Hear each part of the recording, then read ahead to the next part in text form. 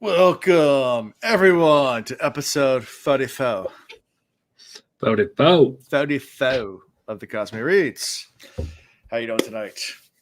Hey man, what's going on? What's up, guys? Yeah. I'm doing pretty good. It's been a busy weekend, and I'm tired, but we're going to get through this, and we're going to have fun doing it, right? Right? Yeah, man. Yeah. Busy weekend Yeah. for me too. But busy life is weekend better with burritos, and I had a burrito for breakfast. Nice. Alando can't make it tonight. He has work. Lame. Yeah, Alondo's work tonight. Yeah, he's lame. Yeah, Zul, if you want to pop in, you can. Do you want to join us, Zul? Come on, Zul. We can make this just kind of a shit show, like it always is. Oh, there's Alando. Hey, he's there in spirit. He's What's in up, chat. He's in chat, so he has to work tonight. So he's on call or doing something with computer stuff that I don't understand. But it can't be live and do it at the same time. I think he's just watching March Madness and just said, like, hey, my team's playing, but work, that's my excuse. Duty calls. Until my 9:30 meeting. Okay, yeah, there you go. I didn't wash my hair today either, Zul. It's okay. Good times. Yeah, so I guess we'll do a sponsor because we have a new offer on it. So yeah, I know the Will Reads, we did that this week as well, but because we have a new campaign rolling out, this episode will be brought to you by, wait for it, guess who? Can you guess? 7-Eleven Slurpees. NordVPN. Ooh, wow. Yeah, NordVPN is going to be our sponsor because they have a new campaign that just launched on March 21st. So with that being said, get a lot of cool stuff if you sign up through our affiliate link, which will be in the description of the podcast episode when it comes out on podcast, as well as what's one cool one? Let's see. Is that one better? That one? Let's see that one. Anyway, yeah, so it will be the affiliate link. Also, you can find it on our website. You just go on the bottom where it says affiliates are our sponsors. There's a link there. But what do you get? Guess how much percent they're giving off, Will? You want to guess? 75. Close. 80. I'm not even joking. 69%. Wow. What a deal. What a deal. 69. Yeah, 69% off and 3 months free. So with this new campaign, it looks like they may. I use NordVPN, and it looks like they updated the UI. It actually looks like they added a lot of stuff, like ads and trackers, vulnerabilities, malicious files. I just noticed it looks like they updated a lot of things. It looks pretty cool. Showing my IP address is visible, so I'm gonna go ahead and turn that off. Fun stuff. Yeah. I mean, I use it, so I recommend everyone else does. Occasionally, you'll find websites get blocked when they realize you're using a VPN, which is kind of lame. But whatever. It's fun. So just go check it out if you want a cool VPN for cheap. Because, yeah, with that deal, it's pretty good. I can't wait for a Will's better half, or other half. Sorry, his better half, to be a guest. We talked about it tonight briefly for the show, but she hasn't read these chapters yet. So yeah, give us a couple of weeks. We were out of town this weekend, and then we're going out of town for Easter next weekend. We were talking about pulling her on tonight, but she's not caught up this week. Otherwise, it would have been perfect. But we'll get her on soon for sure. Yeah, she said she's down. Yeah, cool. Should be fun. So without further ado, let's jump right into these chapters. Right into it. You ready, Will? Ready as I'll ever be. This is one of my favorite chapters from this section. Not just tonight, but from section 3 or 4. Yeah, or section 4. Whatever section we're on. So chapter 55. By sacrificing most of his consciousness, Preservation created Ruin's prison, breaking their deal and trying to keep Ruin from destroying what they had created. The event left his powers, again, nearly balanced. Ruin imprisoned, only a trace of himself capable of leaking out. Preservation reduced to a mere wisp of what he once was, barely capable of thought and action. These two minds were, of course, independent of the raw force of their powers. Actually, I am uncertain of how thoughts and personalities came to attract or to be attached to the powers in the first place, but I believe they were not there originally. For both powers could be detached from the minds that ruled them. That the last two sentences, talking about how like thoughts and personalities came to be attached, and that they were just, originally just what, thoughts or minds. It was just raw power. Yeah. And then something attached, two minds, of course, independent of the raw force of their power. So yeah.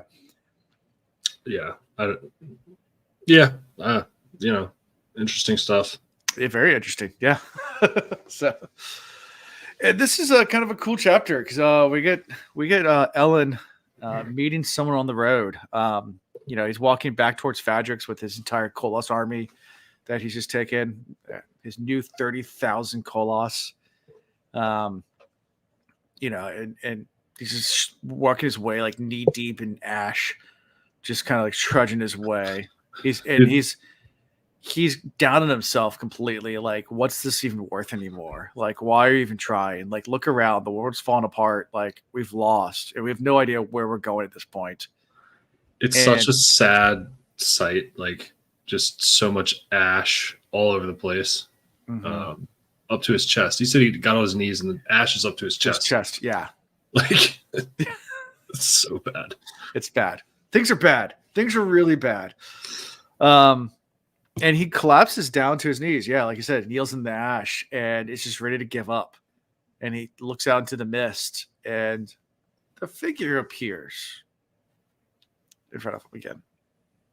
And, at first, it's the mist spirit. And he's like, at first he's, like always, he's kind of like, is it real? Is it not? And then it interacts with him more so than it has before. I mean, obviously it stabbed him, but this time it's, yeah. It's funny that it shows up when he's like, about to give up. And I was a little sus of like what was about to happen, given that, all he's thinking about is, I remember you stabbed me and now you're back. So yeah, but that didn't happen again, fortunately. Yeah. And the mist spirit just points towards the northeast, not necessarily towards Fadrix. And Ellen's just really confused. He's like, why? Like, what are you trying to say? And he starts trying to motion. The mist spirit does, and Ellen's just like, I don't understand what you're saying. Like, can you not talk? Can you do yes or no's? I said, how about can you write? He's like, here, take a stick and write on the paper. It's like, F you. Like, and it's like, man, screw you. Like, I feel like just play video games. The will is preservation. Trying to play video games. Like, I am preservation to anyone that goes against me. I just write, I'm going to kill you. Death, death, death. Yeah. What just happened? I just got banned. Yeah. Will, are you here? Nope. Anyway, So it tries to communicate by writing. Obviously, that's not working, and preservation is just really frustrated. And he's like, "How about this? Can you like do jumping jacks every time like I say something that's yes, and try to wave your hands or something like that for yes or no questions." He guesses that Ruin can change the messages. He's like, "Okay, so that's not going to work. How about you try drawing in the air maybe and do it real slow?" And he's like, and you can see it's like changing as he's trying to write it. And it just gets so, he's like, either he's changing it as you're writing it, or you have no idea how to form letters. So it's one of the two. Either you don't know how to write, or you're making this up, or Ruin's doing this. So that's not working either. I couldn't help but think about like the way he was getting him, because it says he's like waving his arms. I couldn't help but envision he's just like doing this the whole time. Yeah, he's just the crazy inflatable, like the little blow up inflatable things in front of car dealerships. That's all. Yes. Yes. That's That's all it is. And yeah, so he figures out that the figure does not want him to attack Fadrix, and that the mist are not killing the people. And then he points to Ellen's metal vials and vanishes after saying that maybe they can survive. Because he asks, can we survive this? And he has like a long pause and it kind of like lifts a hand of little flail. Like, I would take that as a maybe. Yeah. So you're saying there's a chance. You're saying there's a chance. Yeah. Yeah, but this is just enough to get, Ellen reinvigorated. And he's not sure why, but he's like, okay. Yeah. The wacky wavy inflatable tube man. Thank you, Londo. We need you here tonight. Woo! That's what preservation is. 100%. Full send. So yeah. Thoughts about meeting the Mist Spirit / preservation, because we figured out in the very next chapter that I don't think it mentions it in this chapter. It's preservation, but the very next epigraph it does. Yeah, no, I just Ellen was at a low point, and in like preservation essence, he shows up, and it's almost a form of preservation showing up when Ellen's at his low point to preserve him. So I just thought there's that bit of he fit the role, I guess. Because Vince, for all he knows, trapped, and he just went on this berserk rampage to save the village, and he's got all these Koloths with him now, and he's just like, what the hell am I doing? What's going on? And so it was just kind of a moment of, I guess, rejuvenation or reinvigoration, right? Like you said. And also, just to give Alonda more of a hard time, last week, one of the big things that we had last week was when they talked about how preservation was the one who broke the bargain. And Alonda was like, holy crap, I wonder if we'll figure that, of course, in this section, we talk more about that bargain, at least from Ruin's side of it. So Alonda, I'm giving you a hard time because you're not here to share your thoughts about that. But yeah, any other thoughts about preservation or this meetup, besides just invigorating Ellen and not really going? No. Okay, cool. We'll move to chapter 56 then. This was a short chapter. The last one was. This one's also short. The last two are longer. So chapter 56. I don't know why preservation decided to use his last bit of life appearing to Ellen during his trek back to Fadrix. From what I understand, Ellen didn't really learn that much from the meeting. But then, of course, preservation was but a shadow of himself, the shadow under immense destructive pressure of ruin. Perhaps preservation, or the remnant of what he had been, wanted Ellen to get Ellen alone. Or perhaps he saw Ellen kneel in the field, and he knew the Emperor of Men was very close to just lying down the ash, never to rise again. Either way, preservation did not appear, and in doing so, or preservation did appear, and in doing so, exposed himself to Ruin's attacks. Gone were the days when preservation could turn away any inquisitor with a bare gesture. Gone even were the days where he could strike a man down to bleed and die. By the time Ellen saw the Mist Spirit, preservation must have been barely coherent. I wonder what Ellen would have done if he had known he was standing in the presence of a dying god that night. He had been the last witness of preservation's passing. If Ellen had just waited a few more minutes in the ashen field, he would have seen a body, short of stature, black hair, prominent nose, fall for the mist and slump dead in the ash. As it was, the corpse was left alone to be buried in the ash. The world was dying. Its gods had to die with it. A lot. Yeah. So because Ruin is just out and about, in the world doing his thing, like he seems like he's much more prominent than preservation right now. Oh, 100%. Yeah. It gets back to that yin and yang thing. But at this point, if you look at a yin and yang, it's typically the same size either way. One's black, one's white. Mm-hmm. Right now, it feels like if preservation was, the white one, it's real tiny, and ruin is this huge black thing just engulfing him, right? Right. Ever since ruin was kind of freed and let out, from his prison. Mm-hmm. But it's crazy, like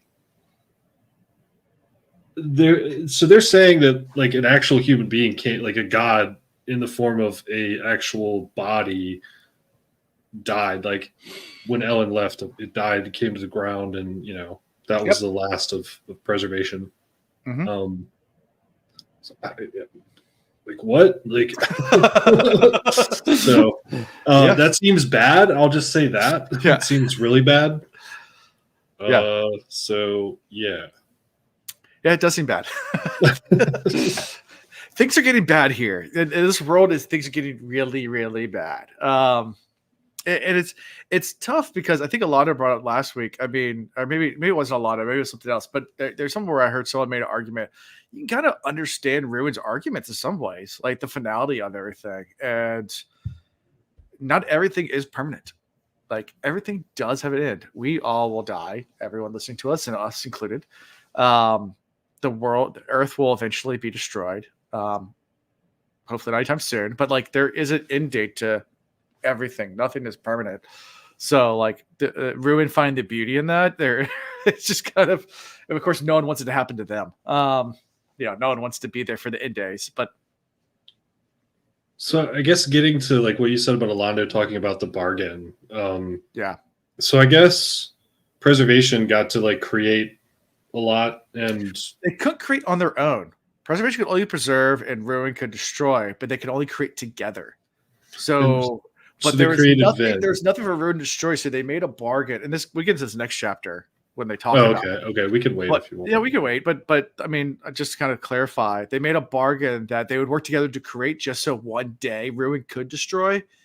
And that day came and went, and basically Preservation imprisoned Ruin, saying, "No, I just want to keep what I got," and broke the bargain because he was supposed to be allowed to destroy. And that was the breaking, was Preservation saying, "No, I want to keep life going." And that wasn't what the deal was.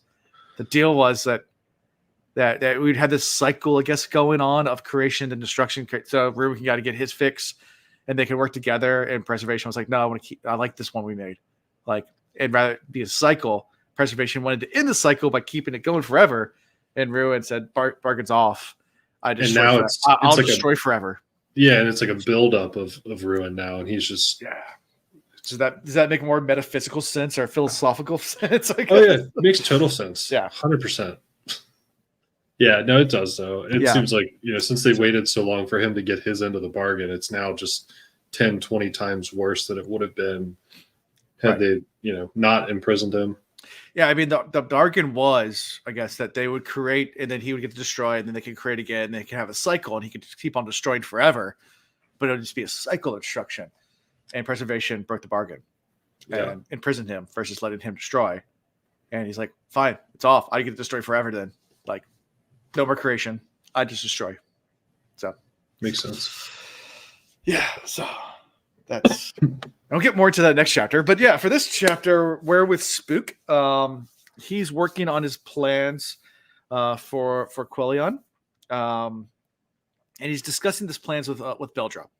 So this is when he's with Beldra and talking to her about how, he wants her to write a letter to Quellion, basically tell him to convince him not to oppose Spook. And yeah, Beldra suggests that, and Spook gives us permission, but then also says like, "Hey, let me see the letter afterwards. I won't change the content. I'll change the content. I won't change the meaning or the intent, just in case there's ciphers and stuff like that." I mean, he's working the underground. He knows how this works. He wants to make sure that there's no hidden messages within there. Change the words around a little bit, but keep the same intent of the letter. He had his plans all drawn up on the board, kind of like Kelsier used to do, but exactly, really for him to just kind of like get everything out on paper so he could actually figure out what the plan was. Right. I like the part where Beldra is like, what kind of language is that? You speak in gibberish? And he explains, wuzzing with the he kind of explains the street slang a little bit to her. Yeah, it's kind of cute. It's a little cute scene. Yeah, adorable. Until you find out. Anyways, yeah. For now, adorable. Yeah. But anyway. Mm-hmm. Yeah. So at this point, Gordell summons Spook to learn that the citizen soldiers have left the Canton building. And Spook sends scouts out to investigate where the soldiers went to, because I think he's realized, okay, the time's now. We got to get going. And then we switch to Sazed. So anything from that whole meetup with, kind of spilling the whole beans to your, I guess he doesn't consider Beldra an enemy, even though she's trying to convince him just not to kill her brother. But she's a captive at the same time. So it's kind of, but Spook has a thing for her. So, I mean, it's this weird dynamic where. Yeah. It seems normal, right? Before knowing what we find out later. Exactly. So yeah, it's but he is quick to give away a lot of information. Yeah. Which is a little sus. Yep. So Sazed watches the water flow control system being built. Everything looks good. So more canal talk. I know last week we talked a lot about canals. So Alonso loves his canals. So he doesn't. I'm being a face. Alonso does not like the canal talk. But yes, Sazed is all about it though. And Spook shows up to tell Sazed that there's riots in Urtel. And he senses that Sazed doubts his, in his ability to do what he does. Because Sazed is really confused about the whole that he could be Pewter as well. Like, just that's not how Elemency has worked in the past. That was a powerful scene. I know we haven't gotten to the end, but this whole conversation about faith and Spook is like, he's on this high because forever he's just been this random page boy that's there to help the crew. Right. And now he is, the survivor of the flames, and he's leading the charge to save Phaedrix. And, he's got this girl at his side, and Sazed comes in and he's just kind of like, I don't know. I don't know if this is all going to go like this is a good idea. Of course, Sazed has been in this lull of, disbelief and emo Sazed. Yeah, finding flaws in every religion he stumbles upon. Right. But it comes to the point where, Spook looks inside and he's like, wait, what? Hold on. I don't like this. And he's like, no, Sazed. Faith is like, regardless of what's going on, you believe in something that's pushing everything forward, that's going to make everything work out for the best. And Sazed is like, holy crap. Yeah. That's what I'm missing. That used to be me. Yeah. He's like, I need to get back to that. He's exactly right. Yep. So Sazed kind of realizes like, yeah, I'm emo Sazed. I need to get back to like faithful, positive Sazed. So I really like that scene because I think that was the moment where Sazed was like, okay, this is okay. Yeah, I need to snap out of it. This is bullshit. I don't like it. Yeah. No, sir. I just don't like it. Not one bit. No, sir. I just don't like it. Yeah. Sazed realizes he needs his faith again as well. That, just got to have faith, as George Michael taught me. Guess it would be nice if I could touch your body. Okay. Tara just finished the reading. Yeah, she did. Tara, you want to come join? Come downstairs into the basement and hang out with us and talk about it. You can sit on the gin bench that I never use. The gin bench? What's that?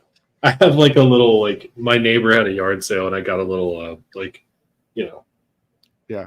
It's got all my shit on it, but it's like where you do bench press and stuff. Oh yeah. Okay, Jim. I thought you said Jen, like Gen, like Jen, like or no, G-I-N. Jim. Yeah, that makes sense. Yeah, but no, it just holds a bunch of stuff. Bullshit. Yeah, I used to have an elliptical machine that had the same thing. It turned a goat rack.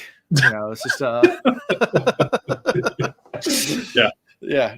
It's not that great. So, anything else from this chapter before we move to the conversation with Ruin and Vin? Negative. Which you talked about a lot already, but we'll talk about it more. Chapter 57. I have come to see that each power has three aspects: a physical one, which can be seen in creations made by Ruin and preservation; a spiritual one that is unseen, that permeates all of the world; and a cognitive one, in which the minds are controlled, which controlled that energy. In the minds which control that energy. Okay. There is more to this, much more than even I do not comprehend yet, or yet to comprehend. So I'm trying to remember which. This might have been from last week's, but it might have been last week's epigraph. But I'm really like this stuff. I feel like ties so much into Sanderson's themes of mental health, and I really like it because when you talk about like physical, spiritual, and then like cognitive. Mm-hmm. It's interesting that they listed in that order because I don't know if it should be in reverse, but it should. I think physical should be the last. I don't know if, but like I think like negativity or positivity manifests in the mind. Right. Cognitive, in the mind. Yeah. And I think maybe it should be cognitive, spiritual, and then physical, because then you start to build your, what's the word?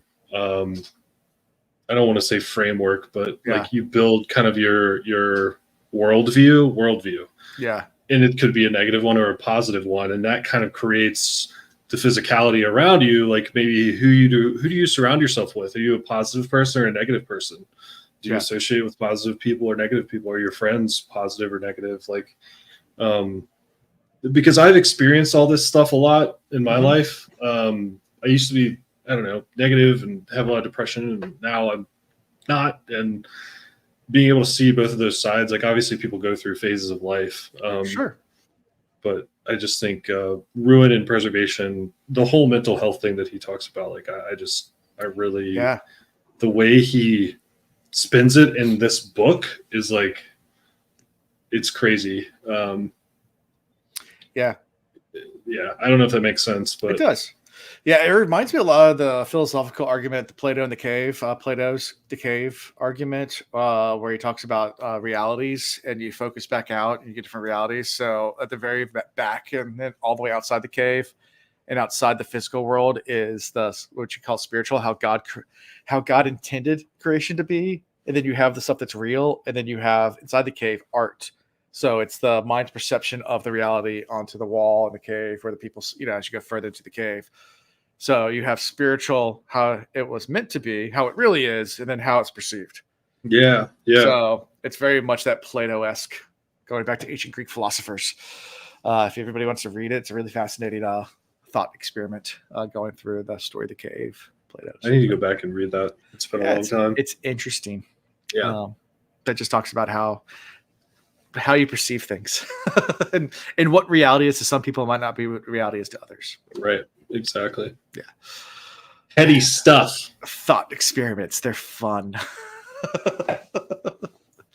Start going on those rabbit holes and feel like you're smoking a lot and trying to have really depth conversations about ridiculousness. That's what it is. Have another drink. Let's get drunk and talk about it. So yeah, well, Ruin's voice is giving Vin some insights, and she's just thinking about how it acts similar to emotional allomancy, and realize that she can still communicate with her 1,000 of colossus, but can't communicate intelligent thoughts to them, and can't think of any other valuable way to use them. So she's thinking about her like I said, thinking about the Koloss, thinking about like, is that how Ruin is? Like trying to communicate through me through the ear. Like he can't give me anything valuable to do, but he can try to like manipulate me. Is that how this is working? She's having this mental crisis about Reen/Ruin being in her head and just talking about trying to make sense of it and how it all works. And then Ruin starts to manifest himself, starts to talk to her. But as she's thinking about this. Yeah, I'm trying to. Is this when she is like trying to control the Koloss from? Mm-hmm. Yeah, and she just gets confusion back. Right. So she's like, because I'm trying to remember, is she still trapped?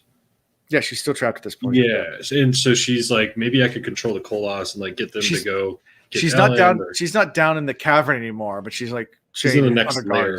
Yeah, she's in the upper layer, and she's chained and has no medals, and is just being under watch by guards. Yeah, well, I just thought it was crazy that she could control the Koloss from like wherever she is, even if like it's not to do what she wanted them to do. It's still wild that like, yeah, she can still feel them. Yeah. So, yeah. And at this point, Ruin manifests himself into Vin's cell to teach her, about the whole the bargain and everything. This is when he talks to her about the bargain and how eventually he'll be victorious, and seems to gloat a little bit. And this is also where Vin senses that Ruin actually has human emotions and thus weaknesses. He's like, he actually has emotion. It's not like omnipotent. Like he's acting very human right now. like very, very, cognitive. Yeah, she gets the sense that he's cocky, overconfident in a way. Arrogance, yeah. Yeah. But yeah, human. Like he's becoming more real. Yeah. Even though I think he shows up as Reen. Yeah. But she knows it's Ruin. Yeah, she knows it's him. Ruin says that Vin and Ellen are valuable because they're good at destroying things due to their passions. And this is where Vin asked Ruin, did the other force that was opposing him, and Ruin replied that preservation was once that while preservation was once a cage, is now dead, and the bargain is complete.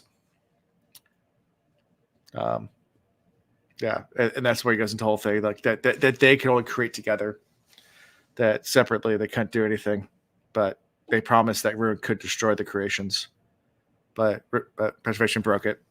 And Ruin says Vin can't use preservation's power now that he's dead, and wants Vin just to know that the end is near, and now that she's locked away, he can finish his mission. And that makes her think as well, is like, why does it matter if I'm locked away? Like, I need to escape. There's something I can do. Like, she's just like, because this real situation, like, yeah,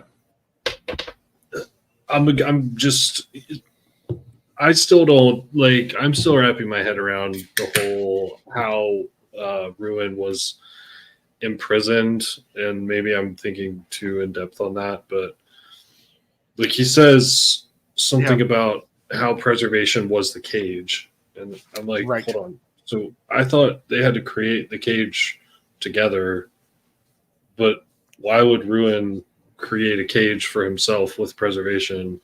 Yeah, no, preservation used most of his power to create the cage and imprison him, to give life a shot, to preserve life. And that's why preservation was so weak. And the process of creating this cage, it wasn't like a physical cage. It just was this cage where, like, that's why Ruin could still influence outside of it a little bit, but he couldn't fully take on his full form. He couldn't destroy from inside of it, but he could manipulate still. But yeah, basically preservation peeled off a part of his own power to imprison him. And that's why preservation was so weak. And when Vin took the power from preservation and then released it out back into the cosmos, it it undid the cage. Okay. But preservation wasn't able to retain that power for himself in that moment because basically ruin was bursting out and just stopping all of it from happening and just batting him down. So Yeah, I guess just the only thing I'll say is to be able to come up with something like that as an author is like truly impressive. Like, yeah, Sanderson's mind. It's one of those ones that it's out there, and I enjoy it. I love it. I love his mind. Yeah, But it's crazy. It's so awesome to like be brought into that world. But you know, as you guys can see, like I never thought about. I mean, I haven't read a lot of fantasy novels before, but it's so fun getting into it, just kind of completely breaking the mold of what you typically. I mean, the day-to-day 9 to 5 grind, and jumping into something like this, it's just like, whoa, like it's very escapism, but at the same time very philosophical, and there's a lot of good like nuggets in there. I was actually in a business meeting a while back talking to someone, and I started quoting some not this series but another series to them, and like talking about how like a lot of people downplay fiction, but if you take like the philosophical aspects of it and apply it to your daily life, there's very applicable stuff all throughout these things.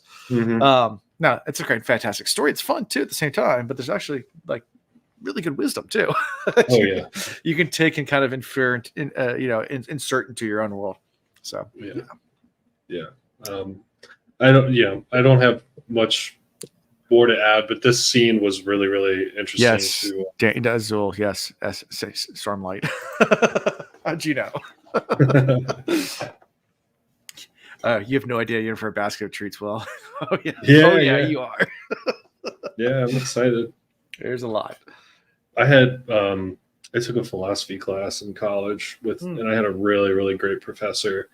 And I would go to his office hours every week just to sit down with him. And he had 1 hour, I think on Tuesdays and Thursdays, an hour each day. Okay. And I would be there for at least one of them.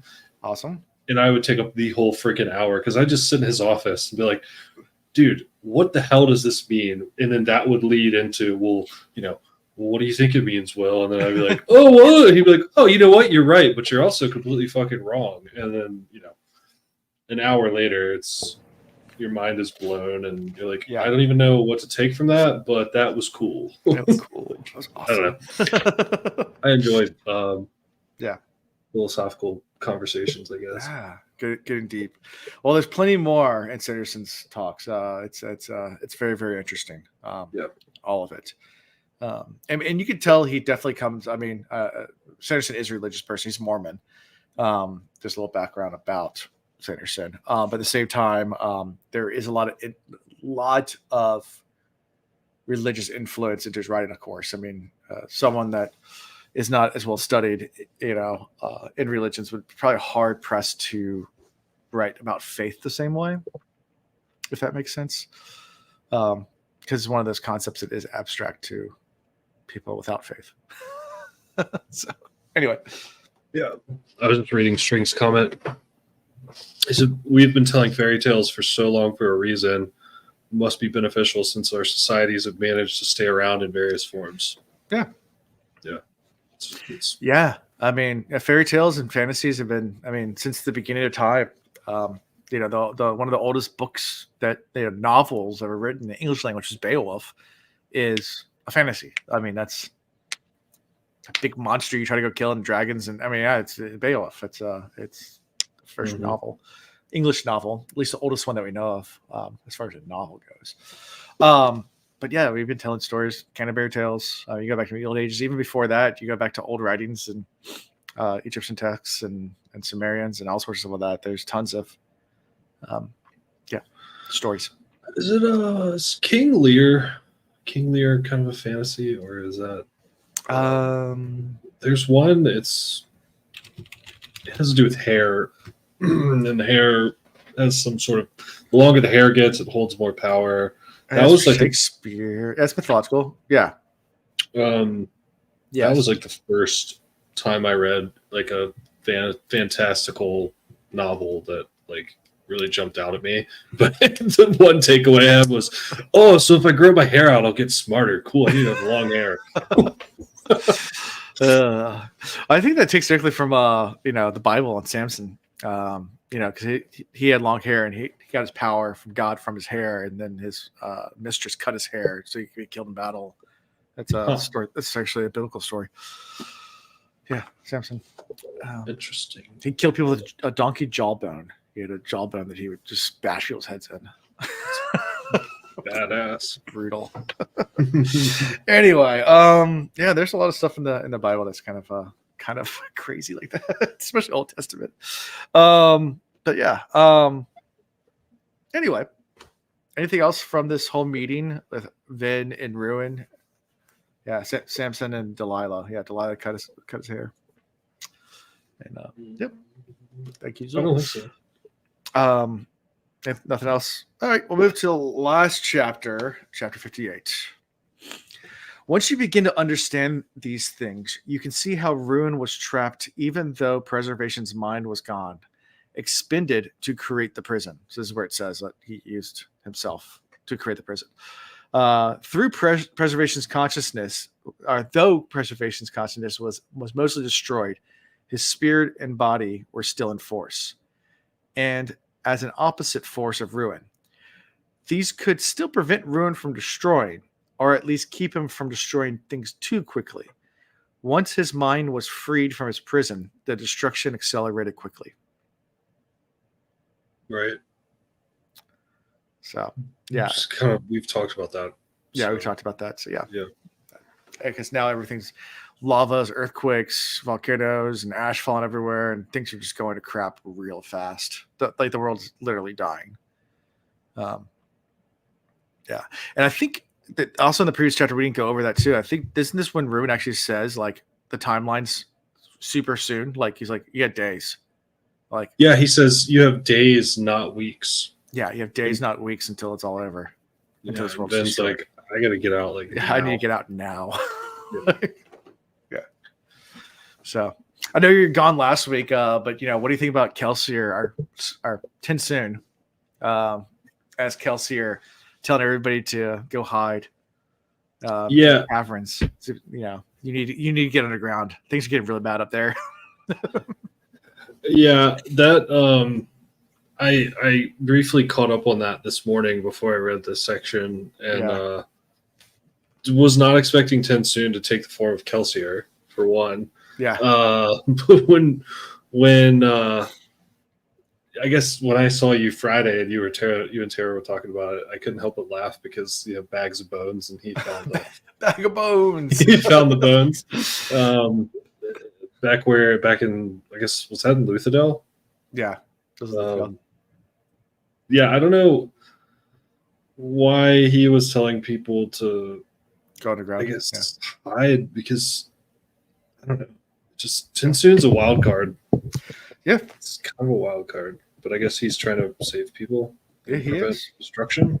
He's trying. What should I don't know. Why'd you bring that up? Why did I bring it up? Just because they're saying how we only have days left, and he's telling people to go underground. Like that's what. Yeah. I guess that's shit's hitting the fan. Yeah. So, moving on to chapter 58 after the epigraph. Sazin instructs Spook on how all the water flow mechanics work. It's kind of telling me if you hit this lever here, this is going to fill everything up and all that stuff like that. Make sure we get the people out of the canals before we flip these levers because otherwise they will all drown. So. I knew it was bad they were leaving that responsibility with just like some soldiers. Like, I knew that was not going to work out in their favor. Yeah. And at this point, Beldra comes up and pleads one more time to spare Quellion, but and Spook's just like, I gave the letter. The letter made it to him, and the response was not great. So I can't make promises. Like about sparing your brother. I'll try to do everything I can, but I can't make promises. I mean, he does. I guess he finally does concede to say he won't kill him, but he says if push comes to shove, yeah, it's just something along those lines. I can't remember exactly what he says, but yeah. Sorry, hold on one sec. Sure.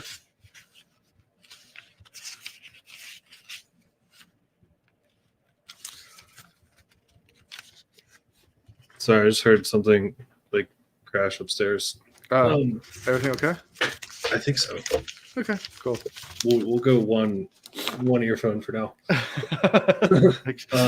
Hear screams in the background. No, like I think maybe our cat just like attacked her and she screamed because she screamed and then I heard like a plate fall. Cats will do she that. might have just got assassinated by a cat. My cat will do that sometimes, but yeah, keep a lookout. Yeah. Sorry, where were we? Yeah, we were just talking about how Belgia's pleading with Spook one last time to spare her brother.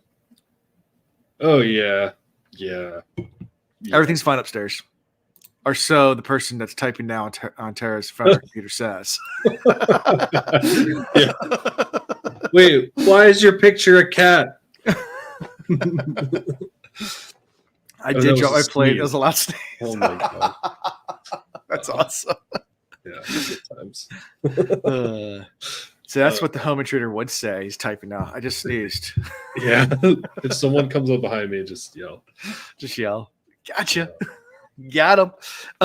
So yeah, we're talking about Belgium pleading with Spook. Yeah. Good plea, you innocent little nothing. Yeah. So Spook and the rest of the crew, they decide to travel to Colin's speech. Spook kind of gives some instructions to the soldiers saying, hey, we're heading out. When you get the signal, flip the switch. If we're not back within a certain amount of time, flip the switch anyway. We're heading out. And they head out to the speech where Quellian's trying to quell the riots. Mm-hmm. Dern tells Spook that the citizen plans to denounce him and attack his soldiers on the Canton building where all his people are staying. And during the speech, Spook starts to hear signs of riots rising amongst the crowds, and things are getting a little out of hand. I'm pretty sure there's like fires breaking out in the distance. Yeah, fires are being lit. The whole place is being burned. Meanwhile, he's up just giving a speech. It feels very apocalyptic. Yeah, like this is like a Mad Max scene. Yes. Like everything's burning around. This guy giving this like speech about how everything's gonna be okay and how we're gonna take back control. During all this, Gordell's soldiers rush to engage Quellian's guards, and Spook jumps onto the stage to confront Quellian himself in front of the entire crowd of masses. And Spook finally puts it all together, like because Kelsier's there in the flesh, telling him to kill Quellian. And he sees Beldra through the crowd and using the tin. You can hear her say not to hurt his brother. And right during all of this, like he realizes too that like Quellian's reaching out for the Kelsier figure too. He's like, wait, you can see him too? Like, and like Quellian's like, why are you forsaking me? And he's like, wait, something's not right. And Spook starts to think about it. And also during all this craziness, a coin flashes out and strikes him, and he realizes Beldra shot the coin and that she's the coin shot. Of course, the whole crowd notices that as well. So they all start going in complete riot mode. Like, the sister of the citizen is Alamancer, kill them all. Yeah, like the goal was to get Quellian to show his Alamancy. Mm-hmm. Right. And all of a sudden, Beldra's shooting coins at him. It was her all along. Kelsier's showing up. Everybody can see Kelsier. Spook's like, what is going on right now? Yeah. I was like, what the hell is going on right now? And Kelsier's yelled at Spook to kill Beldra and take her power too. Like, take a spike and pull it through her and kill her. Just give her a backwards hug and ram a spike through her into your own chest. And you'll get her power too. You'll be a coin shot too. Don't you want to be powerful, man? Come on. It's what you wanted. And he realizes everything's just going wrong. Like, he takes like this brief moment, looks around, like the whole city's burning. The city's all rioting. Like everything's catching up in flames. And he's like, this is not saving the people. Like we're destroying everything, and it just hits Spook like spikes. Fuck. Like, so, first thing he does is he rips off Quellian's shirt and realizes he's spiked. And he rips the bronze spike from Quellian's arm, causing both him and Kelsier to scream in pain. And then he reaches into his own spike and pulls his own spike out, and Kelsier immediately vanishes. So do you think at this moment Spook was like, spikes are bad? Like when Spook pulled the spike out of his own arm or shoulder, wherever it is, right? I was like, oh my God, that's a good thing, because now he's not going to be as affected by ruin. Right. Like in a way, he's removing the evil. Like it's almost like, yeah, you get power from a spike, but you also get evil. Right. Yeah, that was like another like big philosophical message. Sure. Okay. Yeah. Yeah. It's crazy. 100%. This scene's crazy. Yeah, and everything happens real fast, and it's insane. But Quellian's down there like crying, weeping, terrified of everything, and and when a Spook removes his spike, all the pewter goes away immediately, and like the tin just flares up back, and all the pain comes back into him because he's been shot also with a coin. So like, everything's bad, and he's like, he immediately turns to Quellian. He's like, you need to go and get people to stop rioting. Like, take your job right now. You have a job to do. Ghost, and they'll kill me. It's like, I'll kill you if you don't go. Like, take my men with you. You go. I know you're not the bad guy anymore. You're being influenced. Like, he puts it all together. He's like, just get out of here. I'm gonna go try to release the water so we can put these fires out. And that's the point where he's like, why have the waters come out yet? And Belger's like, yeah. I killed your soldiers as soon as you left. Yeah. And now we're all gonna burn. Cool. So she Quellianed the canals from filling up. Mm-hmm. You see what I did there? Mm-hmm. I see it. I see what you did. Nice. Yeah. She's a sneaky one. She was. She was a secret agent. Secret agent, man. Her and Orianne and the other one that was like a sweet Southern belle, innocent, like, yeah, sneaky. Yeah. So her whole getting captured thing. I mean, obviously, this was all. Yeah. Part of the plan. It's all part of the plan. Yeah. She was the element the entire time. So anyway. Yeah. Good old Belger. So he's like, well, shit, we got to get the canals going, because otherwise this whole city's going to burn to the ground. Like, it's up in flames. Like, we have to get water. Otherwise, everyone's dead. Like, this whole city's going to kill everyone inside of it. So he runs back. Says he gets there before him because he uses like a super fast fair killing powers to like run past him.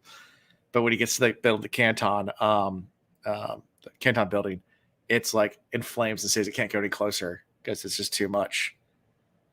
And this is when Spook goes full Terminator. Yeah. And yeah, extinguishes his 10. Just so he gets completely numb and just walks through the flames, like melting, but doesn't feel anything, just burning alive. Yeah. Yeah. So is he going to still be the survivor of the flames, or is he going to die to the flames? A crispy boy. I mean, it's all his point of view. And I mean, he makes it through the flames. He makes it down the cavern, but then at that point, his eyes have been burnt out. He can't even see his flesh anymore. And he's glad he can't, because his body's not working correctly anymore. He ends up throwing himself onto the lever just to trip the switch and activates the machine and collapses and everything goes to dark. Dun dun dun. So pour it out for our boy Listamones. Yeah. Yeah. So you think he's dead? It's a rough chapter. Do I think he's dead? Yeah. I mean, seems like it. I hope he's not. But yeah, it seems like he might be. Yeah. I mean, he's pretty crispy. Yeah. If he's not dead, he's gonna look pretty bad. Yeah. Reminds me of that scene. Have you ever seen Breaking Bad? Sorry, spoilers for Breaking Bad. When Hector blows up what's his name? Frank Gus. Oh yeah. He walks out of the room and like half his body's completely blown apart. It's like half his body's just gone. I just picture something like that, like where it's just all like burnt to pieces. Not half his body, but the whole body's like just burnt to pieces and just gone. Yeah. Flames. Yeah. I don't think you survived that. Most people don't. But maybe. I hope so. Doesn't have pewter anymore, so we'll see. But, crazy chapter. That's how we end part 4. We got one part left, guys. Yeah. Part 5. What could happen next? This is the official Sanderlanche is beginning.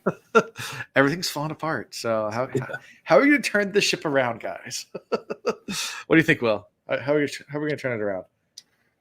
A lot of White Claw. Whole lot of drinking. That's what we're going to do. We're just going to get drunk and let the world burn. Well, Breeze has been quiet. Yeah. Ben's been quiet. Ben's going to escape. I don't know. Kelsier's now back in the picture. Is he? So, yes. That's Kinsoon. Yeah. The bones are. The bones are. Yeah. Okay. But Ruin's out in full force. So,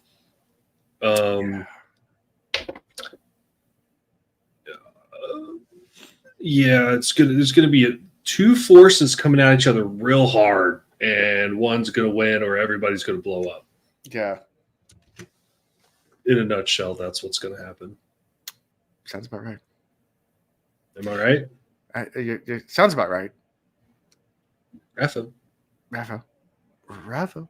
So yeah, favorite character. I'm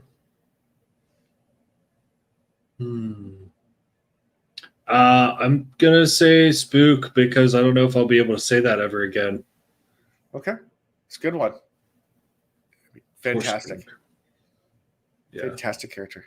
Yeah, I'll go with Spook. Yeah. Got a little overconfident, I think, but maybe a little lustful. Power hungry. But, he pulled the spike out and got back to reality and then tried to save the world and the canals. Yeah. I'm kind of a canal guy myself, so. Yeah. Sorry, Alondo. I'm going to go with preservation, i.e. hope. Just for being wacky flailing tube man. No, I mean just for I think although preservation was the one that broke the bargain, it's one of those tough things, like to try to get in your mind of gods, like, because you think about it, if you live forever and you make these kind of pacts, like where I will just destruction and creation, those kind of things, and the day-to-day, any one lifetime does not matter to you anymore, if that makes sense. I think this part of the problem with the Lord of Ruler is like life didn't matter as much anymore because he's been alive for so long. Like, at what point does it just a single life is just a blink of an eye compared to your entire life? None of that really matters. You probably get to the point where if you have some kind of autonomy and thinking aspect to it, just like, we're thinking a big picture here. You choose hope when Alondo isn't here. I do choose. I'll tell him next week that I chose hope. Because hope. I wish the last part was named hope, but it's called trust. So Close another enough. one is close enough. We hope we trust in the hope. But yeah, I don't know. Always interesting to hear the thoughts of gods, or at least get perspectives, even if preservation didn't talk at all, even if you just flailed for yes or no. What's interesting, he takes the time to focus on one life, Elland, right? Yeah. It's kind of big picture coming down to small picture with big picture in mind.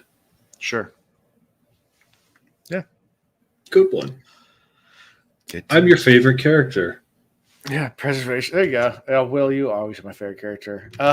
So next week we'll begin part 5. Trust.